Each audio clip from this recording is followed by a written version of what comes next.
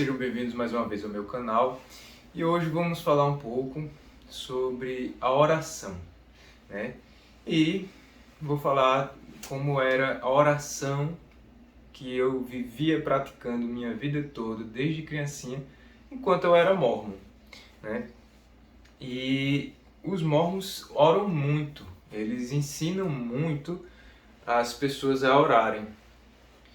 E desde o começo, quando eu era um missionário mormon, eu e meu companheiro, nós já começávamos ensinando aquelas pessoas a fazer uma oração. Então nós começávamos com uma oração. E de fato os mormons ensinam a orar muito, e eles ensinam a orar o tempo todo. No livro de Mormon tem uma passagem lá que José Smith escreveu, relatando um episódio que Jesus visitou os antigos índios, logo depois que Jesus ressuscitou, e ensinou a eles, aqui no continente americano, a fazerem oração, e uma oração contínua, que não cessassem de orar. Então os mormons são ensinados a orar sempre, o tempo todo, né? E pelo menos uma vez de manhã e à noite, antes de dormir, e orar sempre antes das refeições. Então os mormons oram muito e ensinam muito a orar. Graças a Deus que se ensina a orar, né? E os mormons ensinam a fazer uma oração sincera, né? Eles ensinam, olha, faça uma oração sincera. Eles ensinam, ore com suas próprias palavras. Bem parecido como os protestantes fazem, né? Faz uma oração com as próprias palavras. É aquela oração improvisada que fala conforme vai aparecendo as ideias na cabeça e vai falando. E também me ensinaram, enquanto eu era mormon, e ensinei isso também, que as rezas são vãs e inúteis. E que o próprio Jesus Cristo disse que elas são vãs repetições. Aquelas orações já formuladas que a Igreja Católica Romana usa, por exemplo, né? Também ensinam que essas rezas elas não trazem nada e são uma maneira de a pessoa fazer idolatria, né? A pessoa está fazendo certa idolatria quando está orando diante de uma imagem, por exemplo, ou mesmo que essa imagem seja a cruz ou o Senhor, é um modo de idolatria e fazendo esse tipo de reza, né? E de modo geral, os mormons ensinam a orar assim. Chama o nome de Pai Celestial, que já conversei com vocês aqui em outros vídeos, que Pai Celestial para eles é outra coisa totalmente diferente do que o mundo cristão entende quem é o Pai do céu. Então, chama Pai Celestial, né? Esse nome de Pai Celestial tem um porquê, eu gravei um vídeo explicando sobre isso. Vou deixar aqui na descrição do vídeo o link para esse vídeo que eu comentei sobre quem é o Pai Celestial para os mormons. E então começa agradece com as suas próprias palavras as coisas que você acha que tem que agradecer a Deus, e depois faz as petições a Deus e termina em nome de Jesus Cristo. Amém. E as pessoas que escutarem você orando em voz alta dizem amém junto à sua oração. Então, de modo geral é isso. E eu vou compartilhar com vocês algumas impressões, algumas coisas que eu aprendi depois que eu saí do mormonismo, tá? Também Jesus ensinou que não orássemos de pé nas sinagogas, por exemplo. Então, o que é que Jesus quis dizer quando ele disse que não usasse de vãs repetições? Ele estava se referindo às rezas, aquelas orações já formuladas? Não, ele não estava se referindo a isso, literalmente a isso. Ele, se fosse assim, literalmente, também aquelas orações nas aulas dominicais, no púlpito, também seria proibido. Aqui o sentido que os santos padres ensinam é o de não procurar os homens na oração, né? Não ficar procurando que alguém escute a minha oração para alguém me escutar, me louvar através da minha oração, certo? E nem repetir as próprias vontades humanas, né? Buscando satisfazer a si como homem, mas que as orações devem buscar a Deus, louvar a Deus e a vontade de Deus. Porque de pé, junto aos irmãos, se deve orar com o mesmo espírito que se busca somente a Deus na solidão do quarto. Foi o que Jesus disse, né? Orasse no quarto, em segredo, que o Pai em segredo iria recompensar abertamente. Como também as portas fechadas da sua oração solitária não vão fazer bem algum se aquela oração for mesquinha e cheia de barganha com Deus, né? Eu vou orar tantas vezes essa oração, pode ser também uma oração repetida, né? Eu vou orar tantas vezes esse Ave Maria para ter isso de Deus, porque eu fiz muitos Ave Marias, eu fiz muitos Pais Nossos, então eu vou ter essa recompensa porque eu fiz isso. E a gente pode fazer essa mesma barganha orando com as próprias palavras, né? Aquela, entre aspas, oração sincera. Nós podemos fazer uma oração muito fervorosa, cheia de lágrimas, cheia de súplica, cheia de vontade que aquilo que estamos pedindo seja realizado, tá certo? Mas o que estamos buscando não é a vontade de Deus, o que estamos buscando é aquilo que eu quero, né? Então, mesmo as portas fechadas, essa oração pode ser cheia de barganha, orgulhosa e para demonstrar a si mesmo e para a sua família, né? Olha, meus filhos estão vendo que eu estou orando aqui dentro do quarto, né? Ou ainda que seja para mostrar para Deus, olha Deus, veja como eu estou orando tanto, incessantemente eu estou orando, te suplicando o tempo todo, me dê isso que eu estou pedindo, né? Então, esse orar em segredo também não vai trazer bem algum, né? Ainda que você queira demonstrar para Deus e aos anjos que você está orando, se for nesse sentido, é semelhante a esse olhar para ser visto, tá certo? As vãs repetições são as petições indevidas, as coisas da vaidade, glórias do mundo, vantagens sobre os inimigos, riquezas, abundância, sucesso em planos privados particulares, sem fazermos questão alguma de saber a vontade de Deus.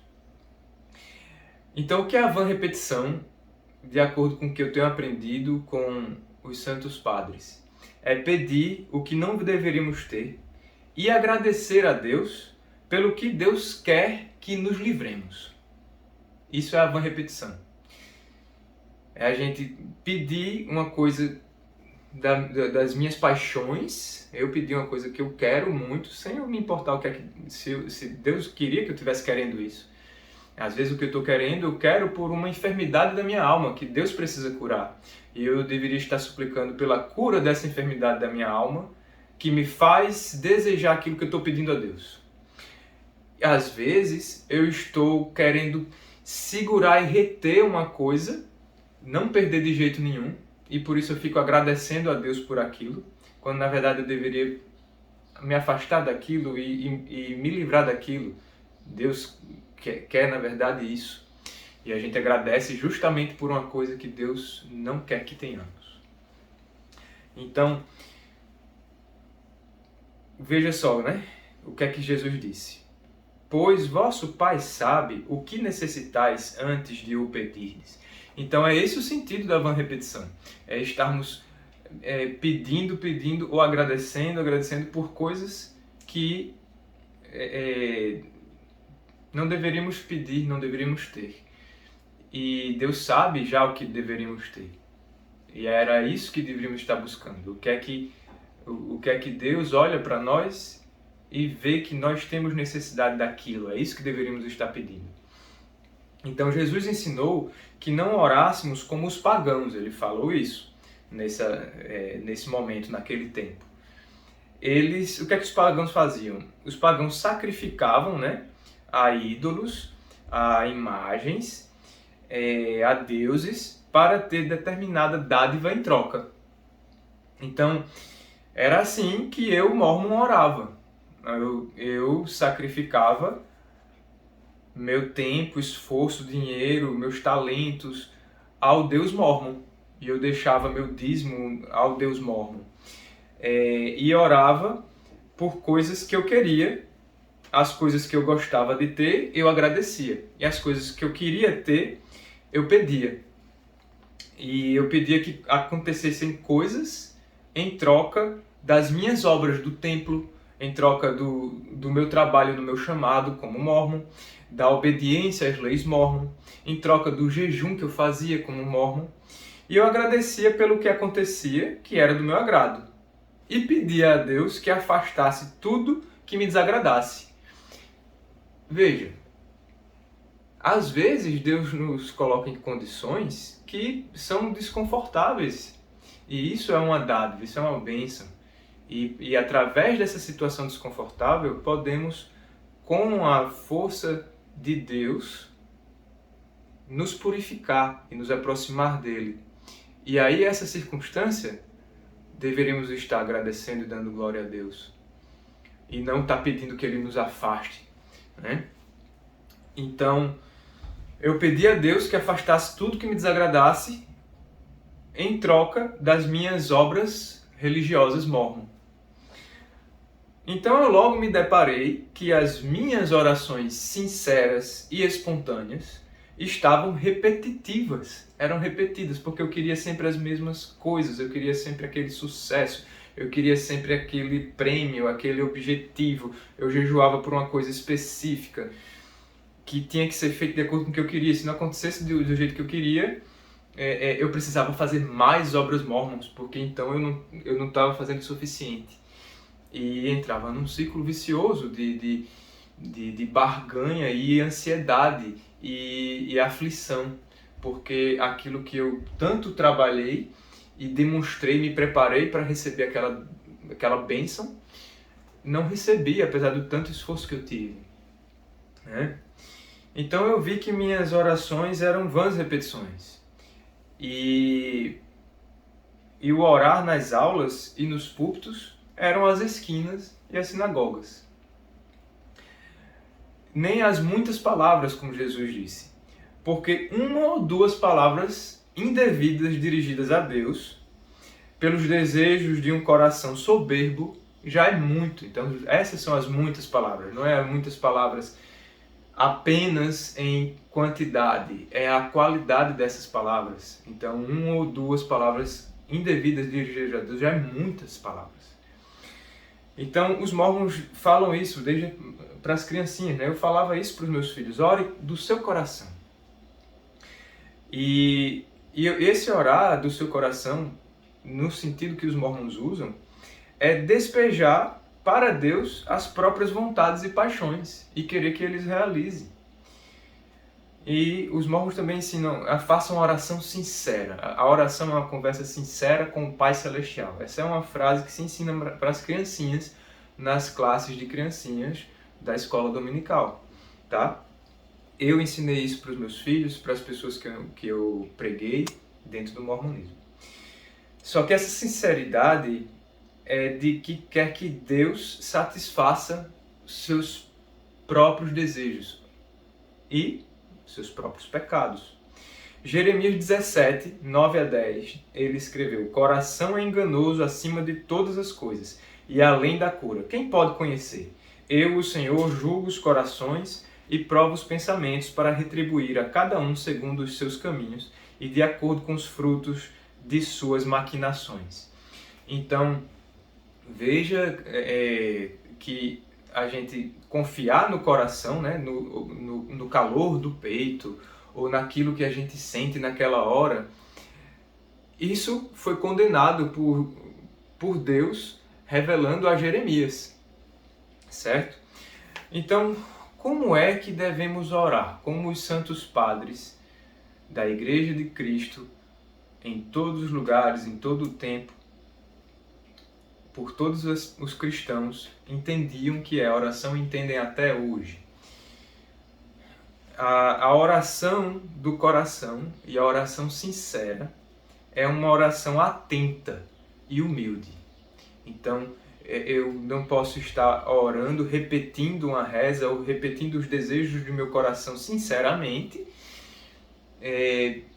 mas desatento às tentações, a uma má inspiração, ou desatento ao que eu estou falando, mecanicamente. Então precisa ser atento e humilde. Humilde para reconhecer que do meu coração, pode sair coisas impróprias. Eu não posso dirigir essas coisas impróprias a Deus. É uma oração que expõe os meus pecados. Essa é a sinceridade. Essa é a oração do coração. Quando eu pego meu coração e sinceramente, no sentido de honestamente, exponho a Deus os meus pecados e suplico a iluminação para enxergar os meus pecados melhor. Eu suplico a cura da minha alma e não suplico as coisas que minha alma doente deseja. A oração é uma oração que louva e dá glória a Deus por tudo. Não somente aquilo que me agradou, eu louvo e dou glória a Deus por todas as coisas, como Jó fez e como os santos padres fizeram e fazem até hoje. Não, é uma oração que não instrui a Deus, mas busca prevalecer sobre a tendência pecaminosa do coração, que naquele momento sinceramente reconhece e expõe essa fraqueza. E ela procura na oração, junto com Deus, essa força que vem de Deus para prevalecer sobre a enfermidade do coração. É a oração para se tornar íntimo com Deus, em humildade, e esta ser a súplica. Então, para conseguir que a nossa oração sincera e do coração se torne isso, é que treinamos nossa mente, nossa boca, nosso coração através de orar preces já escritas e formuladas pelos santos que travaram essa luta antes de nós. Não é proibido, né? Os santos padres não proibiram uma oração espontânea, imediata naquele momento, mas desencorajavam que essas orações fossem feitas nas assembleias, juntos, porque às vezes nós dizemos amém para algo que também é indevido. Então, também nas assembleias se preferia que orasse uma oração já escrita, por alguém que travou essa batalha espiritual. Nós treinamos então, através dessas orações já escritas, a atenção. Nós até podemos repetir aquela oração, porque o que estamos repetindo não é vão, mas precisamos estar atentos e humildes para aquilo que está sendo dito na oração, nós trazermos para dentro do nosso coração, ao mesmo tempo tirando as coisas más do nosso coração. E nós treinamos a humildade pelo exemplo daquilo que aqueles santos suplicaram nas orações deles. Então, a principal oração de todas, que já está escrita, que foi formulada e nos entregue, foi a própria oração do nosso Senhor Jesus Cristo, que Ele entregou nesse momento, que é o Pai Nosso. E Jesus Cristo falou desse jeito: deste modo, portanto, orai vós. Então, não é uma oração apenas modelo, é a oração através da qual nós vamos buscar essa purificação do nosso coração. Nós vamos treinar a nossa atenção, nós vamos treinar a nossa humildade, e nós aprendemos tantas coisas. Então eu queria compartilhar com vocês a tradução que eu fiz da homilia de São João Crisóstomo sobre Mateus capítulo 6. E eu procurei muito se tinha em português, deve ter, mas não encontrei. Se alguém está assistindo tem em português, por favor, comente, coloque o link aqui, diga onde a gente pode adquirir isso daí. Mas eu tive o trabalho de traduzir do inglês, que eu encontrei, para o português. E o link para o texto em PDF da minha tradução, desse trecho que São João Crisóstomo fez a homilia sobre o Pai Nosso, está na descrição desse vídeo. Então, eu vou contar para vocês um pouco sobre a história de São João Crisóstomo, tá? Ele nasceu na cidade de Antioquia, que era uma cidade muito grande, e havia muitos pobres lá, e a família de São João Crisóstomo era culta e rica. Ele foi batizado mais ou menos aos 18 anos, e ele fez estudos avançados, ele foi muito brilhante nos estudos dele. Ele renunciou à carreira profissional dos estudos, que podia ser muito promissora, e ele entrou para o serviço clerical da igreja, e ele quis partir para o deserto para se purificar das coisas do mundo, tá? Ele fugiu de Antioquia e ele foi estudar profundamente a Bíblia, certo? Depois ele passou a viver nas montanhas entre monges, viveu uma vida austera, prejudicou a própria saúde por isso.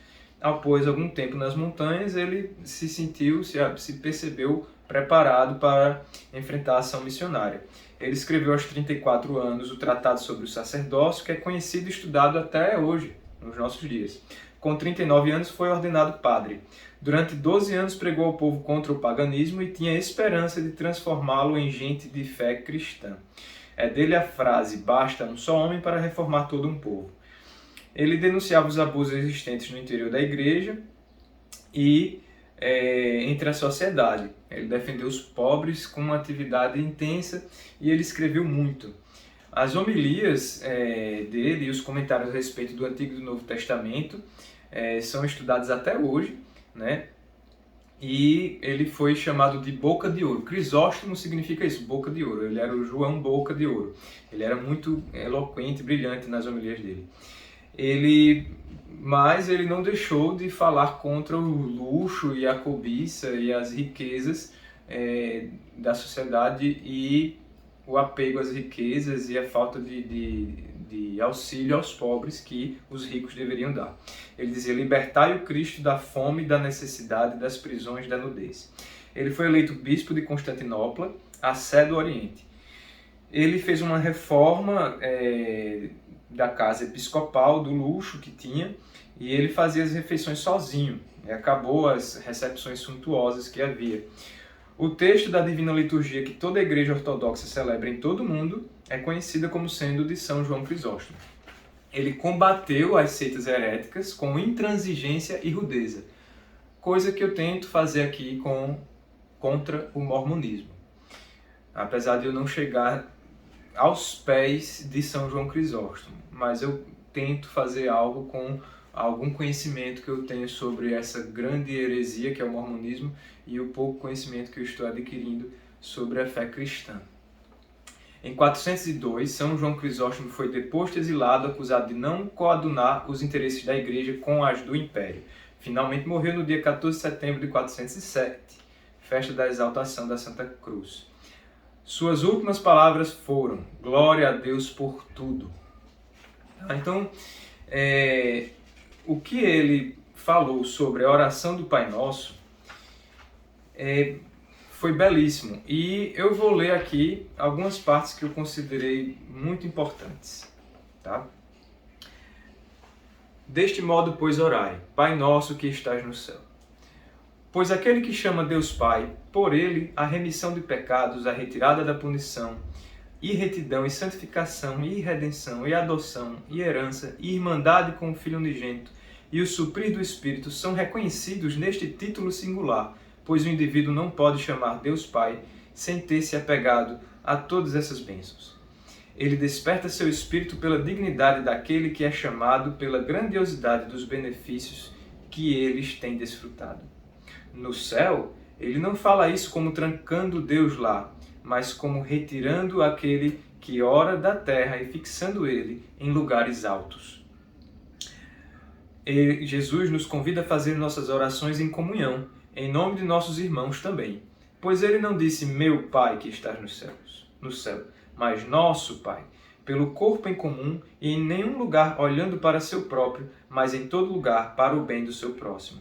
Extermina a desigualdade das coisas humanas, a igualdade alcança entre o rei e o homem pobre. Naquelas coisas que são maiores e mais indispensáveis, nós somos todos nós companheiros uns dos outros. pois para todos ele deu uma nobreza, tendo garantido ser chamado Pai por todos igualmente. Portanto, ele nos lembrou dessa nobreza e do dom de cima, e de nossa igualdade com nossos irmãos, e da caridade. E quando ele nos removeu da terra, nos fixou no céu. Santificado seja o teu nome. Digno dele quem chama Deus Pai. É a sua prece, que nada pede antes da glória de seu Pai, mas tem todas as coisas por secundárias, a obra de o adorar. Então veja só, eu só li para vocês: Pai nosso que estás no céu, santificado seja o teu nome. E foi assim que São João Crisóstomo falava e escrevia. Tem muito mais, tá? O texto é muito mais longo, São João Crisóstomo fala muito. Do mesmo jeito que Jesus falou e intensificou sobre perdoa as nossas ofensas, assim como nós perdoamos aos nossos devedores, São João Crisóstomo também passou a maior parte dessa homilia sobre a oração ao Pai Nosso, falando sobre essa importância e a necessidade e a divindade que é perdoar ao nosso próximo. Meus caros que acompanham esse canal, se vocês acharam que esse vídeo foi benéfico para vocês e pode ser de benefício para outras pessoas, por favor, não deixe de compartilhar, de curtir, de se inscrever no canal. Isso ajuda muito as outras pessoas a terem acesso. E obrigado mais uma vez pela paciência, por estarem aqui procurando alguma informação, pelo companheirismo. Até a próxima, fiquem todos